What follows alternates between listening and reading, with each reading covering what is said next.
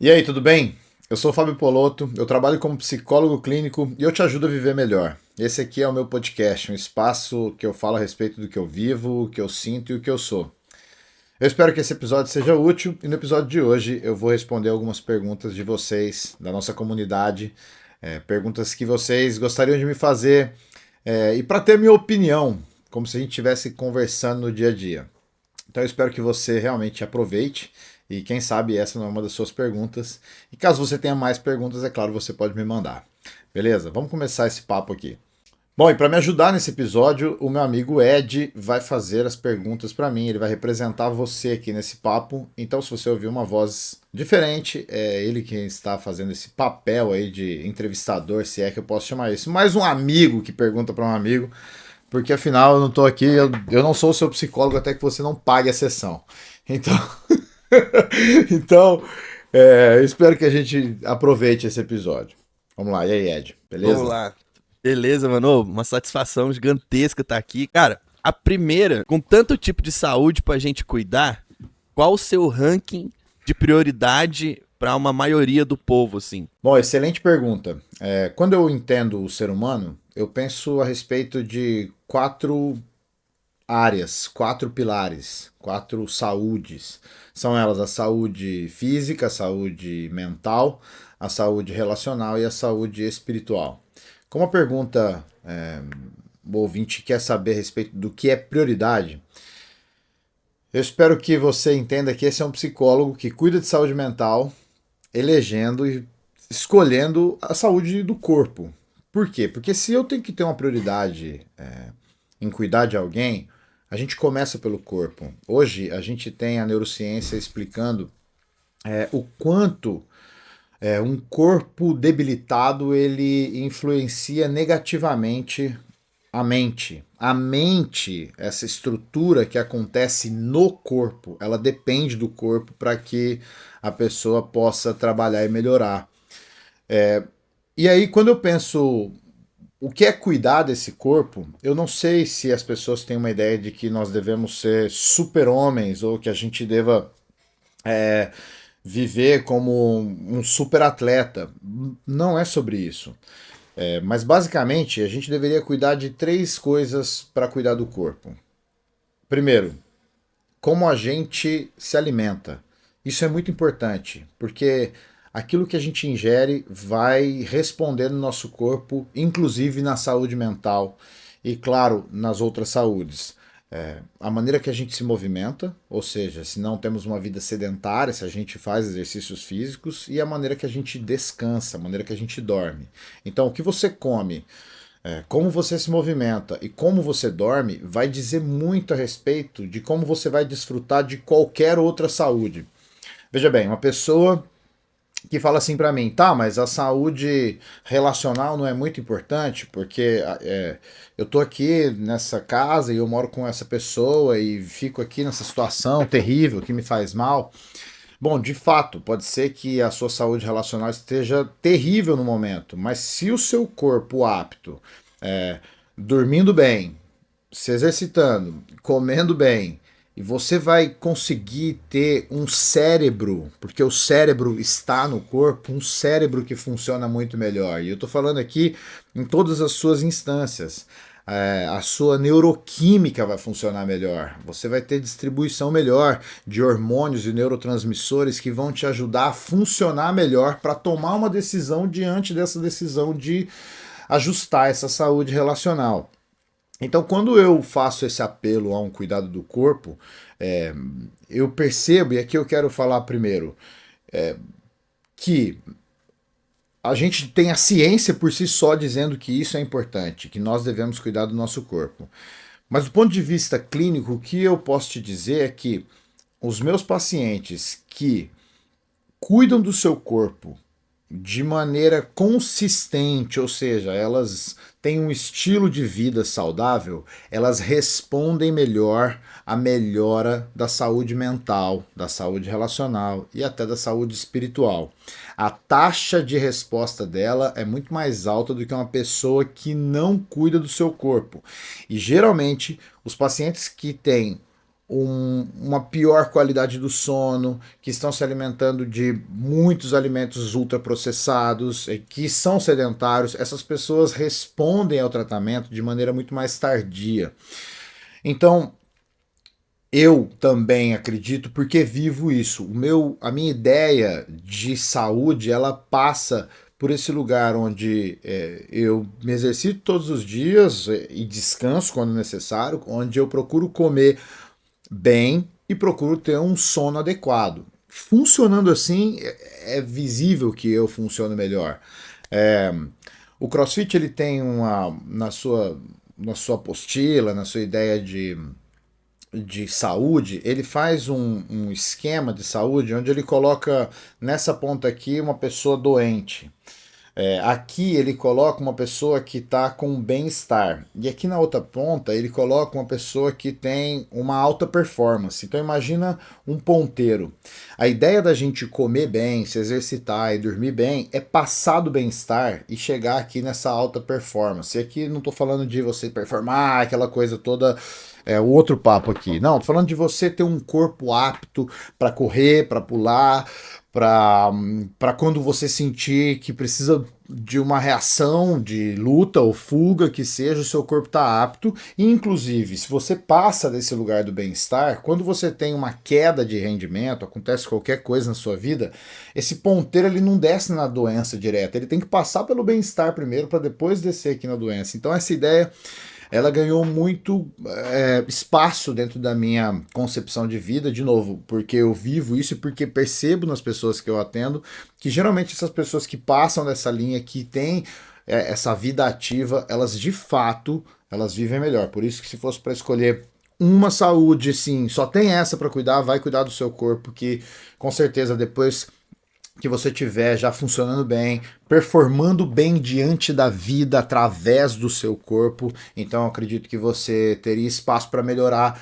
as outras saúdes de uma maneira muito mais eficaz. Existem alguns casos em que a pessoa tá com a saúde mental tão debilitada que ela não consegue se colocar em movimento, né? Então, apesar do seu conselho ser muito bom, é válido cada um conhecer a sua parada e tal, e ter ali o acompanhamento de um profissional da saúde mental também, caso isso aconteça. Fala, pô, eu tô tão desmotivado, eu tô tão deprimido, às vezes em um quadro de depressão que eu não consigo levantar da cama. Aí é uma outra situação, né? Claro, mas por isso, exatamente por isso, que a gente tem hoje a medicina e a psiquiatria para intervir em casos extremos assim. Porque, veja bem, se tem esse corpo que está em estado de prostração, ou seja, a saúde física da pessoa, ela está de tal forma tão adoecida que ela não encontra recursos próprios para reagir, para ter um estímulo e uma resposta, então a medicina pode ajudar a isso. Então a gente vem com remédio e esse remédio faz com que haja uma liberação de hormônios, de neurotransmissores, que tenha uma regulação interna que faz com que esse corpo possa responder. Então, sim, é claro que é muito importante cada caso é um caso. É, mas a pessoa entender que a saúde mental dela vai melhorar de fato a partir do momento que ela conseguir também melhorar esse corpo de uma maneira mais rápida. Então é que eu vou voltar na pergunta. A pergunta foi: qual é a prioridade? Eu acredito que está aí. Em casos extremos, então vai tratar o corpo através também da saúde mental, por exemplo, que é o braço da psiquiatria. Então é lembrar que nós somos esse ser integral. A gente precisa tentar, no mínimo, agir nesses blocos da saúde, nessas 4 grandes áreas ao mesmo tempo. Imagina que é uma mesa de som onde você tem que equalizar o som, então você tem os botões, então você vai subindo. Algumas pessoas vão ajustando aqui em algum lugar, depois vão aqui, depois... sabe, até que equalize e fique um som fluido, limpo. Então acho que é muito importante, é uma boa colocação, mas ainda assim, em casos extremos, até a medicina pode ajudar, inclusive ela está aí para isso, né? Para fazer com que a pessoa reaja diante de uma situação extrema. Depois dessa sua metáfora aí, da sua ilustração, Se alguém ainda não conhecia seu lado DJ, agora veio pra fora aqui, né? Aflorou. Pô, pode acessar meu Instagram, Fábio Poloto Music. O DJ tá aí. O projeto DJ o projeto DJ é uma maneira de saúde mental para mim. E de alguma maneira influencia as outras saúdes, com certeza, porque é um lugar onde eu consigo ter criatividade, eu estou em contato com a arte. Isso faz com que a saúde mental melhora.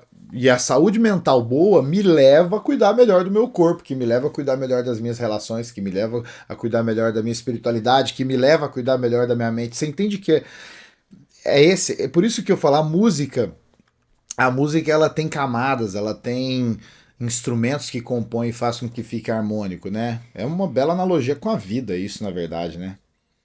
Poderia dizer que a nossa vida é uma bela canção. Mano, e tem uma parada que você já falou em outros episódios e que isso me fez lembrar disso, né? Porque querendo ou não, você ter se tornado DJ e ter se exposto a novos desafios influencia naquela parada de desenvolver novos caminhos neuronais lá, que influenciam na nossa saúde mental e tudo mais. E de certa forma a atividade física, ela influencia nisso também, né? Até tem uma outra pergunta aqui, que eu acho que você já respondeu ela de tabela junto com a primeira, mas que talvez aqui a gente tenha um bom pontapé para ampliar essa resposta, que é como a atividade física muda a sua saúde mental. E querendo ou não, os desafios, as paradas que a atividade física propõe ali pouco a pouco, seja conseguir fazer uma repetição a mais, ou então um pace mais rápido, ou então um peso a mais, todos esses desafios contribuem também para a saúde mental da gente. É, sim. Eu tenho algumas crenças a partir das coisas que eu vou estudando e vou aprendendo. Você falou assim do pouco a pouco, né? E um grande professor meu, um argentino, ele me ensinou e me corrigiu inúmeras vezes. Ele falou assim: para de aprender pouco a pouco. É melhor que você aprenda passo a passo, porque o passo te leva longe. O pouco a pouco pode ser muito pouquinho. E eu gostei disso, porque eu falei, poxa, faz total sentido. Na minha jornada, um passo de cada vez. Sim, a saúde física, ela está totalmente relacionada à melhora da saúde mental. No caso da gente aprender coisas novas, como por exemplo o esporte ele traz, faz com que a gente desenvolva uma melhor flexibilidade cognitiva, faz com que a gente também se engaje. Essa ideia do engajamento é algo de você se colocar em, em relação com algo maior que você e algo que você fala, é algo que eu gostaria de alcançar.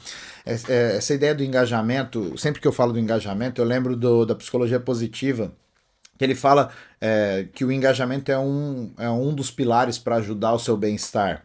Então, por exemplo, você falando assim, né? Ah, mais 1 quilômetro, é melhorar o pace. Veja bem, o Dr. Viktor Frankl, ele fala e repete, isso aqui também já é um mantra do meu podcast, que quem tem um porquê viver, vive qualquer como.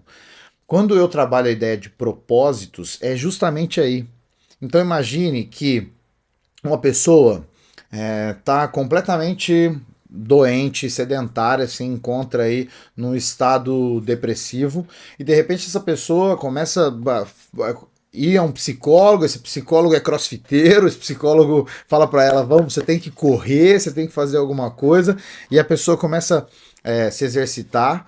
Logo essa pessoa descobre um prazer que ela nem sabia que ela tinha nessa corrida e ela começa a pensar que na semana que vem ela tem uma corrida de 4 quilômetros. Então ela tem uma semana onde ela vai falar, nossa, lá no final da semana que vem eu tenho essa corrida. E depois ela tem uma corrida de 10 quilômetros, depois ela tem uma de 15, depois ela tem uma de 20. Olha o tanto de vida que a gente consegue gerar a partir desse porquê eu estou fazendo isso. Eu tenho uma meta a mais, eu tenho um porquê. Eu volto no livro do Dr. Viktor Frankl, quando ele conta, por exemplo, que os prisioneiros que estavam com ele ali em Auschwitz, ele percebia que aqueles que pegavam o cigarro e fumavam apenas um pedaço do cigarro, guardando esse resto de cigarro para fumar depois, tinham uma chama que fazia com que eles buscassem a vida com muito maior engajamento do que aqueles que fumavam o cigarro de uma vez por todas. Pum, prazer imediato, porque eu vou morrer em breve. Olha como que são simples os detalhes que podem ajudar. Então, essa pergunta de como a saúde física pode ajudar a saúde mental é de maneira integral. Uma coisa está atrelada à outra. Eu acredito que nós devemos abrir a nossa ideia de saúde mental específica e pensar que é só uma caixinha onde eu tenho que saber como vencer a ansiedade ou como parar o pensamento intrusivo. Cara, a gente precisa cuidar de tudo que nós somos e passa pelo corpo, porque nós somos o corpo, nós estamos aqui através desse corpo. É isso que é rico na compreensão do tanto que é importante. E é claro que uma mente forte faz um corpo forte e vice-versa. Mente sã, corpo são. Essa máxima que atravessa gerações, ela continua verdade. Então, a pergunta é como ajuda de todas as maneiras, né? Como pessoas que são saudáveis no ponto de vista físico e atlético, ela encontra muito mais do que respostas orgânicas, ela também tem porquês, propósitos, ela tem metas, objetivos, ela tem sonhos, ela tem comunidade, ela tem tempo com ela mesma, onde ela descobre que o corpo dela tem um limite e ela fala, peraí, até que eu não posso ir, ela vai para um lugar espiritual. Então eu acho, assim, eu sou o extremo defensor de que haja uma saúde integral e, como eu sempre falo, isso é algo que eu vivo e eu sinto a melhora, no sentido de que até quando eu penso, será que vale a pena continuar? E aí você prós e contras e fala, opa, vale. Por quê? Porque nos meus piores dias, talvez seja o fato de eu estar em contato com a comunidade do CrossFit, de querer fazer um movimento a mais, de querer melhorar de uma lesão, de querer voltar a ter alegria no esporte, me faz continuar. Então eu acho muito profundo isso e para mim assim todos nós que queremos fazer do mundo um lugar melhor, sabe essa ideia mais bonita e pura da humanidade, a gente deveria abraçar essa ideia de manter uma atividade física no nosso cotidiano para ontem. Uma outra pergunta, que essa aqui, inclusive, foi uma das perguntas que, quando eu li para organizar aqui o nosso bate-papo, eu pensei, pô, essa aqui eu acho que o Polotão vai gostar de responder. A pergunta é a seguinte: por que a gente insiste em pessoas ou situações que nos fazem mal? São duas coisas diferentes, mas vamos pensar no prazer, no nosso prazer. Eu não sei você, mas você tem prazer em dor. Em algum momento você teve prazer em dor. Em algum tipo de dor. Cutucar a ferida do fundo da boca, a afta. Aquela dor que tem um misto de dor com prazer. No machucado que tá sarando. E você coça um pouquinho mais forte, sente aquela dorzinha e fala, ai, é gostoso, mas não é. Fazer O ser tatuagem. humano ele tem fazer tatuagem. Uma dor que ela, de alguma maneira, ela dói na pele, ela dói no corpo, mas ela te dá uma melhora de alguma maneira mental e de autoestima, e você se sente satisfeito de sentir aquela dor. Ou seja, nós aprendemos a ter prazer na dor. Até porque a dor ela é um aspecto da realidade e muitas dessas dores a gente acaba tendo prazer. Logo, talvez a nossa insistência esteja atrelada a prazeres, por mais estranhos que eles sejam, porque nós buscamos prazeres. A gente poderia pensar se nós somos uma sociedade então totalmente hedonista e que tem um apego ao prazer, mas a ideia assim é de que a gente acaba buscando esses prazeres, por mais estranhos que pareçam. Mas no final, quando a gente pensa em situações e pessoas, a gente está falando de algo muito mais complexo do que uma tatuagem, uma ferida na pele. A gente está pensando de pessoas que não necessariamente só te faz mal. Porque é isso que eu acho que fica evidente para mim quando eu tô ali lidando com pessoas, por exemplo, que estão enfrentando um divórcio. Quando a pessoa vai terminar uma relação de anos com uma outra pessoa, ela tá no pior momento da relação. Aquela outra pessoa faz muito mal para ela, mas faz muito mal agora. E não no resto do tempo. Porque durante os 5 anos juntos, talvez foram 4 anos onde essa pessoa não fazia mal, sob hipótese alguma. E no último ano essa pessoa passa a te fazer mal. Então, muitas vezes a nossa insistência, ela tá atrelada a esse lado bom das pessoas. A isso que ainda tem de bom. Vamos lá para uma situação. A gente insiste numa situação. Vamos pensar as pessoas que são adictas a qualquer substância. Bom, por que eu uso essa substância sendo que depois eu me sinto um lixo? Porque na hora é bom. Porque durante ela, no paradoxo dela, ela não é só ruim, ela é boa. E aí eu encontro prazer até, de alguma maneira, nessa coisa ruim também, como eu disse, porque nós temos esses prazeres. Mas muitas vezes a gente insiste porque as coisas são ambíguas, são paradoxais, isso faz parte da vida. Nós somos esses seres, a gente não é tão bom assim, tão puro assim. A gente tem nossa sombra. Então, é claro, aqui eu estou falando uma opinião generalizada a respeito do porquê a gente insiste em pessoas e talvez situações que nos fazem mal. Existem casos e casos. Casos mais profundos pode ser que a pessoa realmente esteja numa relação que seja abusiva, esteja sendo vítima, ou até ela está passando por um momento de adicção em uma situação específica que faz com que ela se torne viciada naquilo e ela se mantenha presa. Mas de maneira geral, eu acredito que nós acabamos insistindo porque isso é muito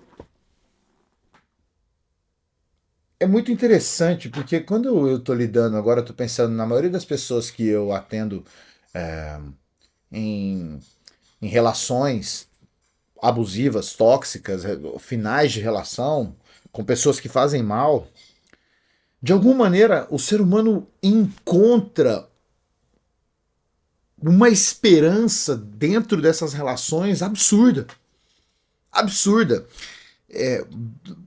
E por que eu estou falando isso? Porque quanto mais eu ouço as pessoas, mais eu tenho a sensação que nós vivemos num mundo pessimista.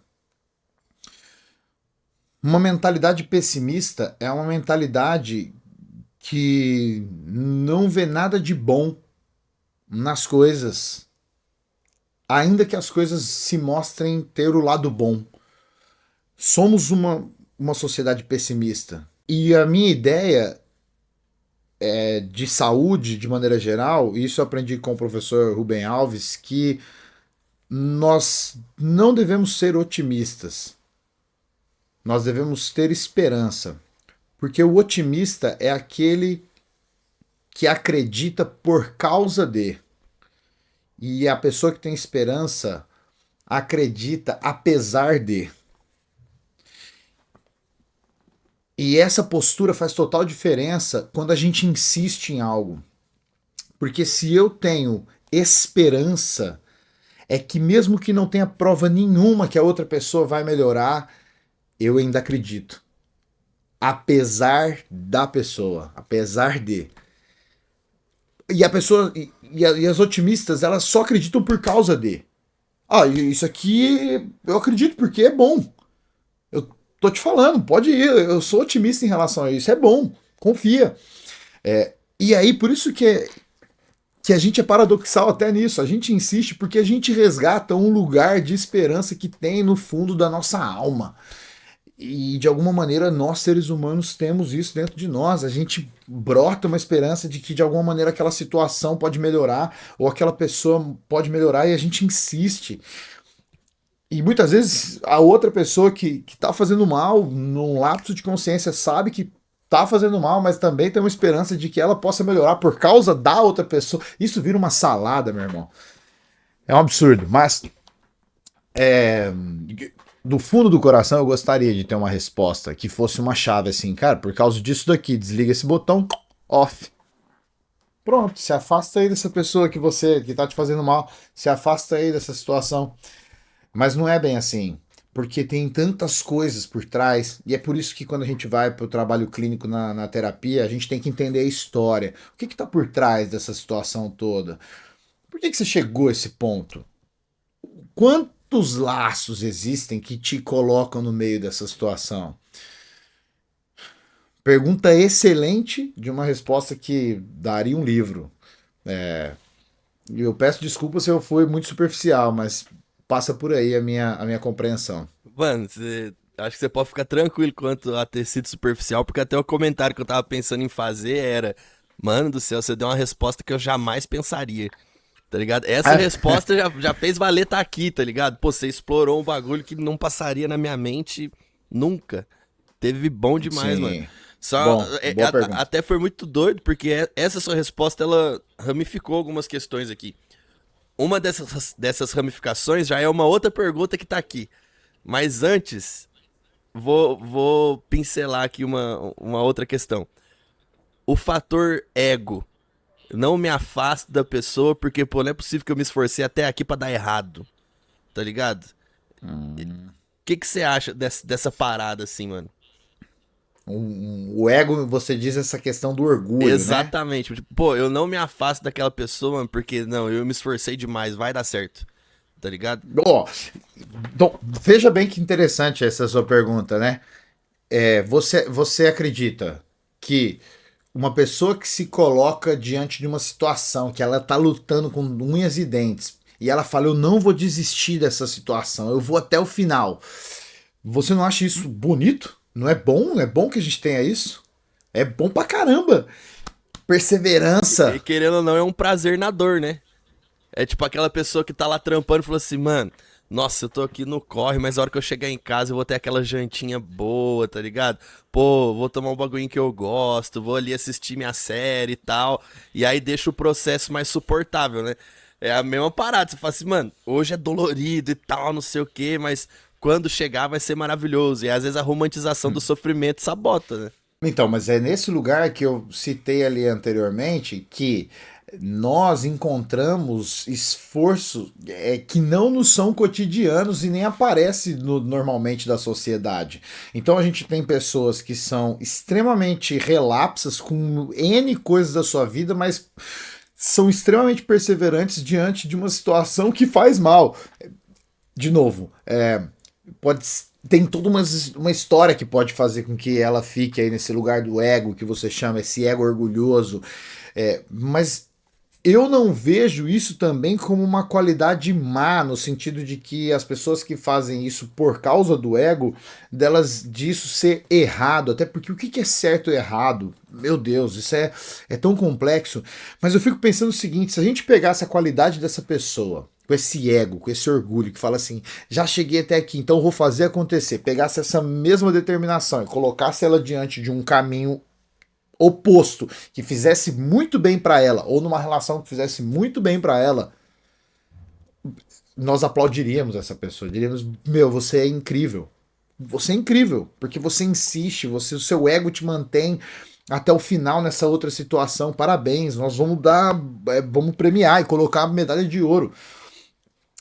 O problema é que muitas vezes as pessoas que fazem isso para algo que faz mal para elas sequer têm ideia de que elas conseguem aplicar o mesmo fluxo de energia para algo bom e fazer com que elas saiam dessa situação, porque muitas vezes elas estão num lugar onde elas não enxergam o tamanho do lamaçal que elas estão habitadas, assim, que elas habitam um lugar tão, sabe, terrível que elas não têm ideia de como pode sair disso. Então, essa é uma situação que, eu, de novo, né, não vejo tanto mal nessa história. O ego da pessoa tá maltratando a pessoa. Tem lado bom no ego. Como eu disse, nós somos seres paradoxais. Faz sentido? Pô, faz muito sentido. Inclusive, você já me deu esse conselho também algumas vezes, né? Que eu procurava você e falava assim, mano do céu, eu tô numa situação aqui, mas eu não sei se eu tô nisso só por orgulho, por ego. E você falava assim, mano, por que que você trata o seu ego como algo totalmente ruim, tá ligado? Talvez é o que te faz insistir em uma coisa que é louvável e tal. Enfim, foi o que você acabou de dizer, É, né? a ideia do ego é a ideia do eu, a ideia de quem eu sou. A gente tem a ideia do ego na psicanálise, que é uma outra história, mas geralmente, quando as pessoas falam assim, o teu ego, elas não estão falando da ideia psicanalítica da coisa. Elas estão falando do ego enquanto estrutura que eu chamo de eu. Entende? Muito obrigado aí pela sua ajuda, meu caro amigo. Obrigado a você que me ouve. Lembrando que isso aqui é feito para nós, essa comunidade aqui está crescendo, estou muito feliz. Obrigado a todos vocês que ajudaram lá a já passar dos 1.000 inscritos no YouTube. O Spotify também não para de crescer. O número de ouvintes e inscritos no canal, isso aqui realmente é para nós. Essa comunidade ela só tende a melhorar. Eu quero dizer que dentro do meu coração, a minha intenção é que a gente tenha a partir desse podcast que muitas outras coisas. Então, se você me acompanha nas redes sociais, lá no Instagram, sabe que agora eu tô fazendo um monte de desafios pessoais, escrevendo, então pode ser que tenha coisa escrita aí, pode ser que tenha materiais, daqui a pouco tem algumas outras novidades. O mais importante é que isso aqui me faz muito bem, me faz muito saudável ter esse espaço da comunidade. É, esse trabalho ele é gratificante nesse sentido, de poder ajudar porque eu sou ajudado. Valeu a você que comenta, que manda mensagem, que responde. Esse feedback é incrível. Recebi uma mensagem que, assim, uma mensagem agradecendo, porque a pessoa estava num dia mal, ela falou, pô, o teu episódio me fez vencer, e isso, pô, é por isso que a gente está aqui. Então, muito obrigado. Quando eu falo, eu espero que seja útil, é porque aquilo que é útil, cara, é maravilhoso. Eu não sei se você já ficou um dia desesperado porque você precisava de uma ferramenta e de repente alguém fala, eu tenho essa ferramenta, e vai lá na casa dela e pega e traz a ferramenta e bum, resolve. De repente esse podcast aqui é isso pra você, uma ferramenta pra você melhorar. Beleza? Um forte abraço aí, fica na paz. Tamo junto.